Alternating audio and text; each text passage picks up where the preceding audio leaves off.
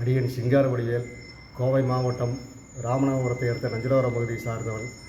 இங்கே 100 ஆண்டு காலமாக ஜலசமாதி நிலை அடைந்த பழனிப்பு சுவாமிகள் என்ற சுவாமிகளுடைய ஜீவசமாதி அமைந்துள்ளது. ஆனால் வெளியில் இதுவரை எந்த விதமான தொடர்புகளோ விளம்பரங்களோ ஏதும் இல்லாததால் இந்த வழிபாடுகளை வெளியில் மற்றவர்களுக்கும் தெரியப்படுத்த வேண்டும் என்ற நிலையிலே இப்பொழுது தங்களுக்கு இந்த வழிபாடு இன்று நடந்ததை அனுப்பியிருக்கிறோம். இதை காணும் அன்பர் பெருமக்கள் இந்த பகுதிக்கு வந்திருந்து அவருடைய வழிபாட்டு நிலையில் கலந்து கொண்டு மேலும் மேலும் எல்லா வளமும் 16 செல்வங்களும் பெற்று இன்புற்று வாழ வேண்டுமாய் அடியார் பெருமக்களை அனைவரையும் கேட்டுக்கொள்கிறோம். அதனுடன் இங்கே பாகம்பிரியாலுடன் நஞ்சுரேஸ்வர பெருமான் என்ற சுவாமியும் உபதெய்வங்களாக காலபைரவர், முருகப்பெருமான், விநாயகப் பெருமான், பானலிங்கம் காசிலிருந்து கொண்டு வரப்பட்டது அனைத்தும் இங்கே பிரதிஷ்டை செய்துள்ளோம்.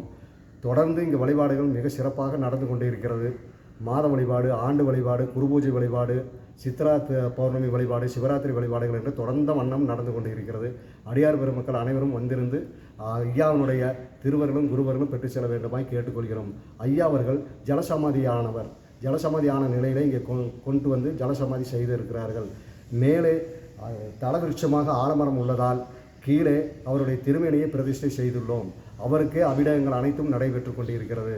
வார வழிபாடாக வியாழக்கிழமை வழிபாடுகள், தேய்பிறை அஷ்டமி வழிபாடுகள், மாதம் பௌர்ணமி வழிபாடுகள் தொடர்ந்த வண்ணம் நடைபெற்று கொண்டிருக்கிறது. அடியார் மக்கள் அனைவரும் வந்திருந்து 16 செல்வங்களும் பெற்று இன்புற்று வாழ வருக வருக என அடியேன் கரங்கூப்பி வரவேற்கிறோம். போட்டியோ நம சிவாய்.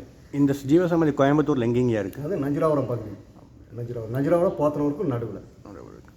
இவர் எவ்வளோ வருஷம் பழமையானவருங்க? எத்தனை வருஷம்? 91 ஆண்டுகள் ஆச்சு. 91 ஆண்டுகள். 91 ஆண்டு.